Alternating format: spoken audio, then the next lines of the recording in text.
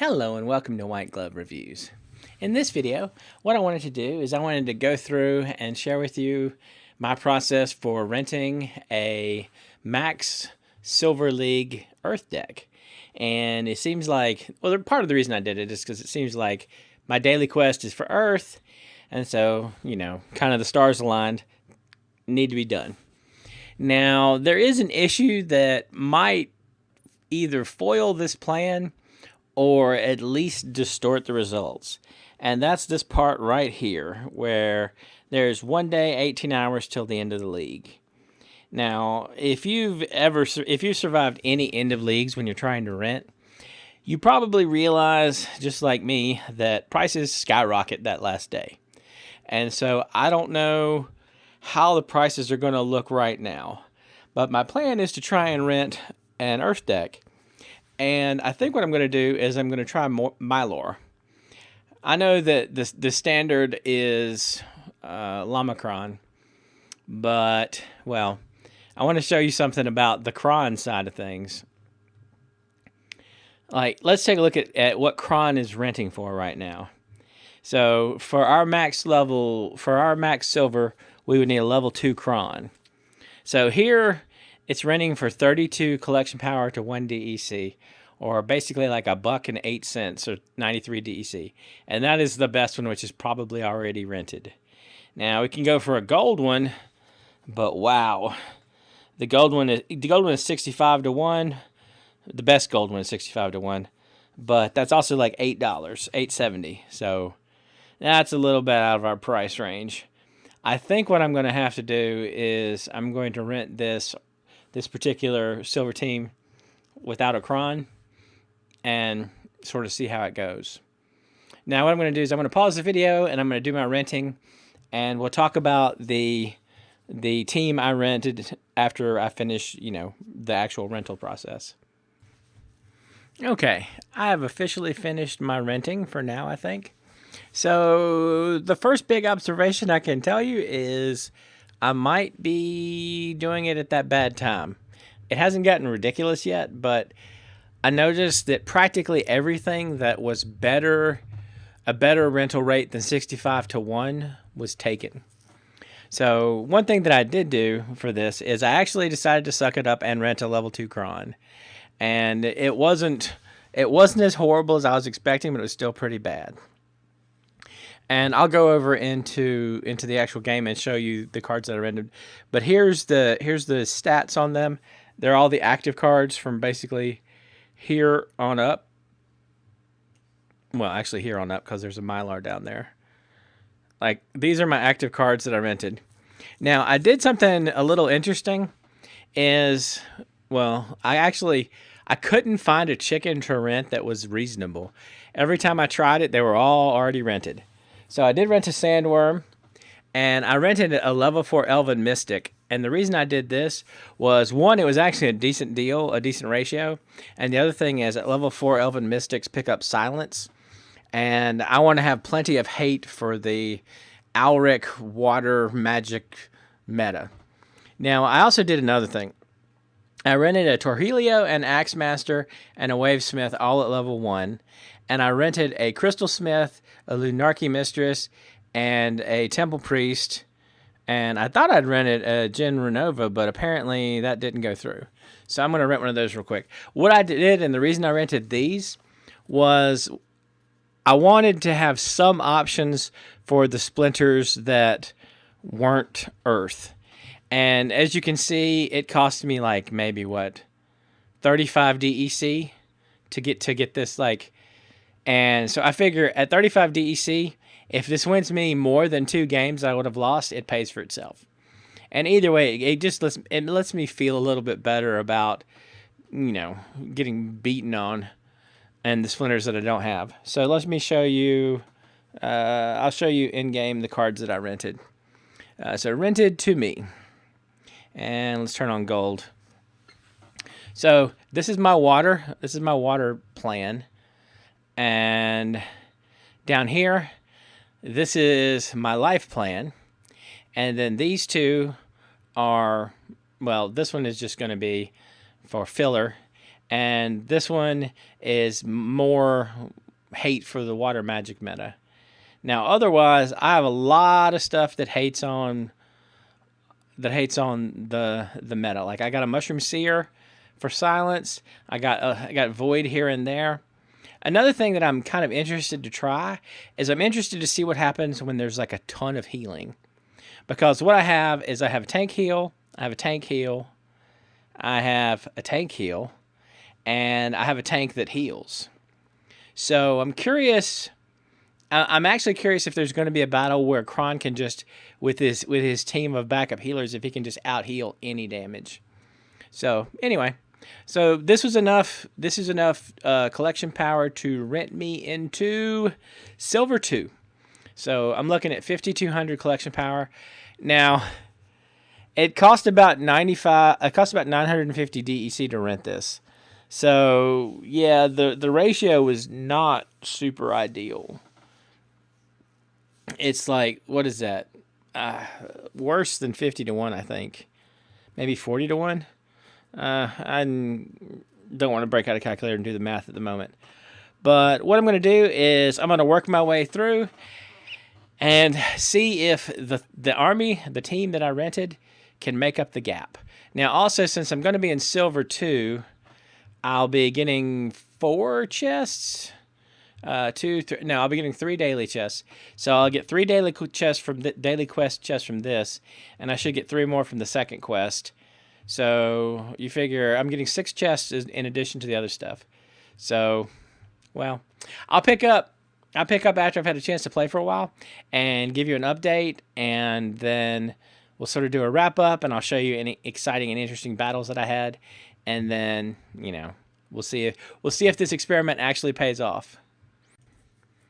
Okay, checking back in, I just finished the Earth quest, and I finished it pretty quick. I mean, I think I won one. I lost one out of the last couple, so I did it pretty quick. So let's see how we did with our Earth quest.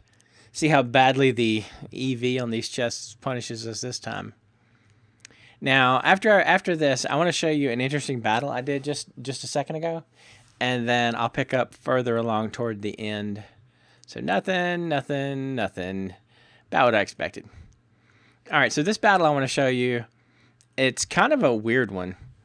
And this particular battle is a massive amount of damage because it's Malric and all of his creatures are melee. And this particular battle is the one where melee can attack from anywhere. Now, what I did is I tried something kind of weird. So Kron has healing. The Spirit of the Forest is tank heal. Wood Nymph is tank heal. And Kimmer Princess is tank heal. So basically, Kron has 4 heals backing him up, his own and 3 more. And I was curious to see if he could out-heal the damage. Like, if the damage was survivable, the massive amount of damage was survivable. Oh, also there's armor on this one too. But yeah, I was curious to see if he could outlast the damage. And he does pretty well. I was expecting it to be a bit worse. And also, as you can see, with Mylar, Thorns puts in good work. But like right here, you can see the heals stack up pretty good. And then, well, eventually they do get poor Kron. But he sucked up enough of the beating to get it so the rest of the team could handle things. So, anyway, I just wanted to share that particular battle with y'all. And because I thought the 4 heals was sort of interesting. I'll pick up a little later on in this process, and I'll give you an update as things go, and we'll see how badly I get. Actually, we can go ahead and see how badly I get screwed with the new quest. Oh, new quest isn't available yet. So I'll tackle that quest later on in the day. Okay, we're back after a bit more playing, and I managed to finish. Well, I got a snipe quest, and I managed to finish this. Well, I finished the snipe quest. So let's go ahead and hit this and see what we got quest rewards wise. I can tell you that some of the cards that I've played with, I had not played with before from the Earth team, and I have some new favorites. Sadly, ooh, that's not bad. That's respectable. These are like $5, $6, $7 in that range. So again, not too terrible. So I think with the Venari Wave Master, and my having opened 3 and 3 chests, so that's 6 chests. Figure each chest has an EV of about 60 DEC, so you're looking at 360 DEC. So for the first time in a long, long while, I've actually exceeded my expected value. Well, matched and exceeded my expected value. So let me share with you the results so far. So right now, I've been playing for a little bit. My capture rate's down to 60%. And if we go over here to Peak Monsters, you can see I've got about 19 hours left. So 19 hours, the capture rate's going to recover a great deal. And so right now, I basically spent 949 DEC to rent this. And that got the amount of my rental down to about 570 something. So I've basically made back half of my DEC rental. I've gotten to open 6 chests. I'm not going to get to open another one because of the breakdown of that. And I can probably make back the DEC I spent to break even DEC-wise tomorrow sometime. So let me give you the takeaways I've gotten so far, and I'm going to share with you a couple of interesting battles that I thought were kind of neat. First of all, so far my win rate, I've played 55 games, and I've won 33 of them. No, wait, I said that wrong. I'm sorry. I've played 77 games, 30, 40, 50. Yeah, I've played 77 games, and I won 55 of them. So I have about a 71% win rate. And surprisingly, my win rate is, well, unsurprisingly, my win rate is terrible if I'm not allowed to use the Earth Splinter. I don't know. Well, like I mentioned before, let me get to the cards I rented. So if we go over to cards, rented to me, and we switch on gold. As I mentioned, I rented 3 water cards, and I rented some life cards to give me a better chance at the off splinters. I can tell you I won 1 game because of Venari Crystalsmith, and I won a game because of having Torhelio and the Axemaster. So they might have kind of sort of paid for themselves. It's one of those things like, I think one of the water wins happened as part of a win streak. So the water definitely paid for itself because it kept my win streak going. The life, not so much. I'm thinking, and this is probably going to just be common sense. I'm thinking that the future of renting decks, you're going to have to get very, very specific about what you're renting. Like, for example, I rented cards that I rented cards that I could have quite easily survived without. Like, I could have survived without these. And although the Elven Mystic is incredible as a generic, as a neutral card, I could have very much survived without renting the Elven Mystic. And the Elven Mystic was, where is it at? Elven Mystic, here we go. The Elven Mystic was 57 DEC to rent because it was a gold card. So, yeah, it's one of those things like, there are definitely choices. I think in order to make renting as cost effective as possible, you're going to have to get pretty specific about what you rent and have your decks be more targeted. Like you're planning your deck for the day, be much more targeted. I can tell you that I actually, having access to Kron, I didn't use the Unicorn Mustang as much as I normally would have. I can tell you one thing that was amazing, and you'll see it in some. You should see it in some of the battle videos in just a minute. Having the Wood Nymph, the Chimera Princess, and the Spirit of the Forest, all being able to provide tank heals, and having Kron being a healer himself, that's a lot of healing, and Kron can just stand there and take a beating. A card that was really, really good, and in hindsight should have been obvious, is the Magi of the Forest. A 4-mana creature with 4 life that does 3 magic damage is pretty good. The Mushroom Seer, again, with the meta the way it is, where it's so water and magic heavy with Alric, I kind of think you just got to have Mushroom Seer. Just write him down as part of your army. You're just gonna have to play him. The Wood Nymph, I think Wood Nymph is probably right now a bargain. And last time I looked, especially the gold cards, because let's take this is a little bit of a diversion, but let's take a quick look and I'll show you what I'm talking about. So if you look at reward cards, if you look at Wood Nymphs right now are $10, right? And in order to get a level 10 in order to get a level 4 Wood Nymph, it takes 12 cards. So you're basically looking at 120 for a Wood Nymph. But last time I checked, a gold Wood Nymph is $95, and gold Wood Nymphs are 95, or in that range, right? Even these more expensive ones down here at 110 are cheaper than buying enough Wood Nymphs to level up to level 4. So this is one of those things, like, I think if you're looking for a leveled up Wood Nymph, I think probably gold is the way to go, at least for now. Just because she's cheaper. She's cheaper. 12 normal ones is more expensive than one gold one.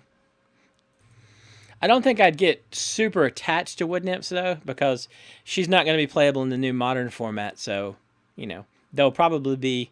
I'm assuming that we're going to get another tank heal replacement, probably in the Earth Splinter for Chaos Legion. So, anyway, there is that.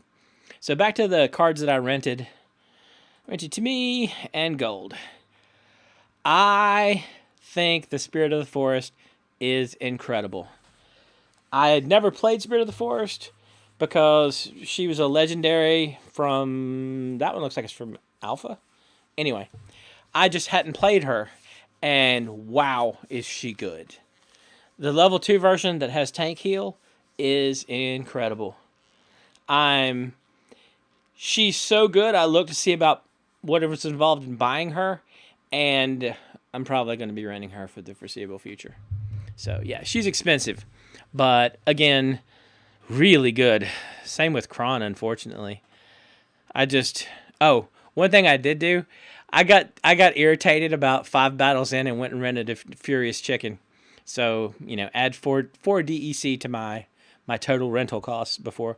Again, the chicken is really good, especially with Mylar. Sometimes the chicken the chicken can randomly win you a game when you have thorns. So let's take a look now at the battles. I have a couple of battles that I thought were pretty interesting. And let's take a look at these, and I'll tell you some things I found out. All right, this first one here is just my first battle. This is the first battle that I played with this particular deck setup. And I mean, the only impact that Mushroom Seer really had in this battle was to reduce the Jin Renova's power. Nah, scratch that power. Magic attack by 1. So, I mean, this is kind of just this particular battle is more of just a slugfest than anything else, and we're just sort of swinging back and forth at each other. Although, you saw the Thorns do a little bit of work there, taking out the Warchang. Now, again, this is just basically eating through the healing until something happens. And the Spirit of the Forest with the snipe ability, again, the Spirit of the Forest is such a good card. And I'm just, like, the level 2 Spirit of the Forest, I was in awe of the Spirit of the Forest the whole time I was playing this particular rental deck. Now, as you can see, it's just basically we're slugging it back and forth, and eventually Kron and the team are going to wear through the healing, and, well, there you go. And once they wear through the healing, it's only a matter of time. And, well, that's pretty much the resolution to that one. Now, the next one I want to show you is kind of what you consider my note for this one just listed it as Milocron as opposed to Llamacron. And this is a very low mana battle, and it's just Mylar and Kron versus, well, what my opponent put up. And again, it's just a quick kind of, well, it's one of those things like Kron's a really good card, and the more I play with him, the more I really think that I thought for a long time that Unicorn Mustang plus Wood Nymph was pretty much plus Wood Nymph and Milor was pretty much like the core of the Earth team you wanted to play. I'm having to reevaluate that. All right, so this next one, okay, this next one is really, really an interesting fight, and well, let me start it because it goes on for a little bit, and I'll explain what happens. So what's really weird about this battle is it kind of, okay, the battle has 3 healers, 3 tank heals, plus Kron healing himself. And Kron is taking a lot of damage. Kron is taking, like, let's see, what's that, 2, 4, 10, 12. He's taking 12 damage every round. But the thing is, he's also being healed for 12 every round. So what's happening is the 2 teams are achieving like this weird equilibrium. And the funny thing is the thing that breaks the equilibrium is thorns. Because Torhelio is taking a little bit of damage here and there from thorns. Like he only takes one from Kron, and he's taking 2 from the Spirit of the Forest, but he's being healed for 3 every time. Right? Let me make sure I'm seeing that right. Yeah. Oh no, he's being healed for 2 every time. But he's taking less. Oh, I know what it is. The Spirit of the Forest isn't shooting him. So what's happening is he's slowly being whittled down a little bit. And the funny thing about this particular battle is I'm reasonably sure if my opponent were playing a leveled up Crustacean King where it had 1 ranged attack, he would have won this fight. So it's just, I thought this was interesting because of the way there was kind of an equilibrium there achieved, and Thorns was what got you through it.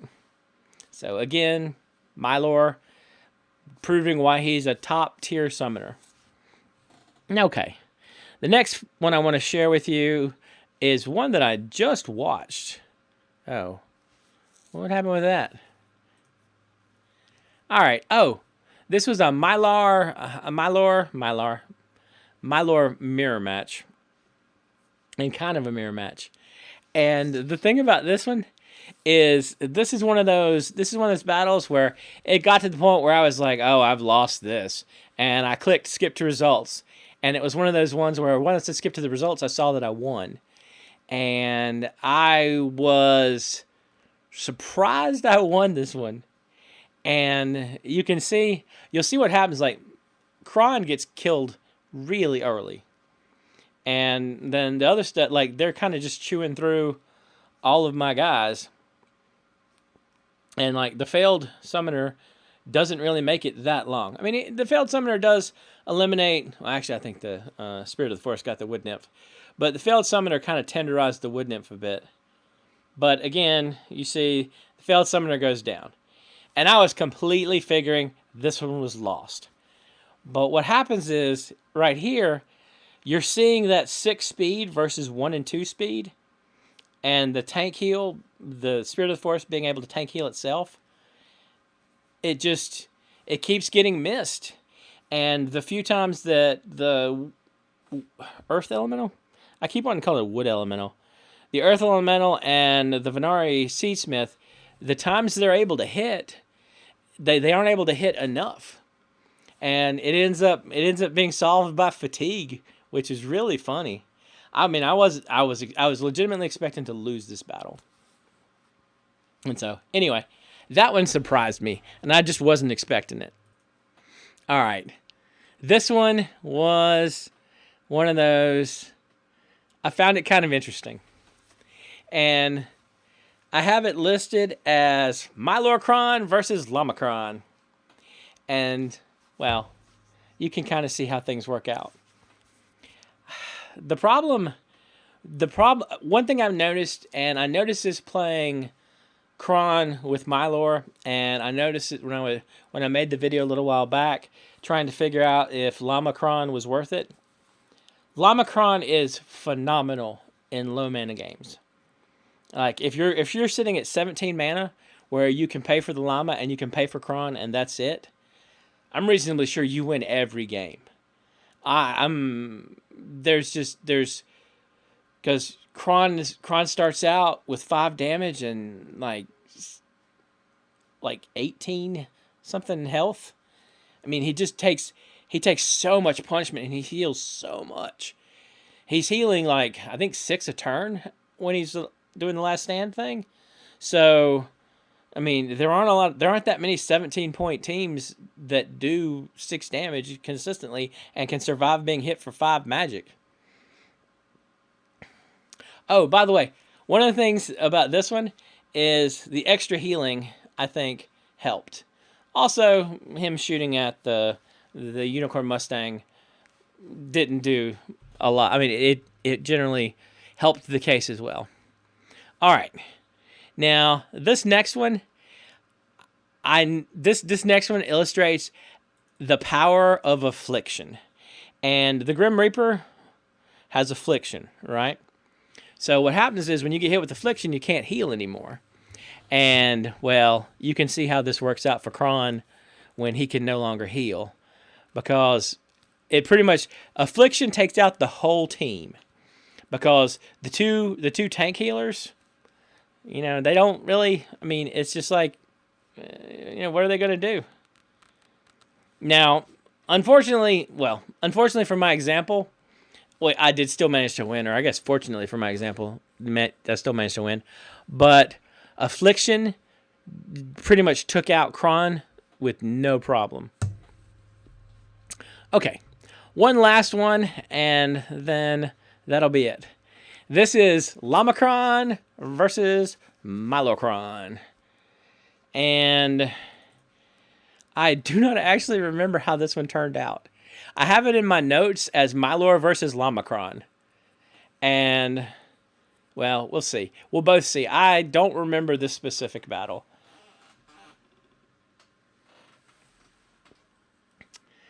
It was kind of neat to get to see the Minotaur Warlord.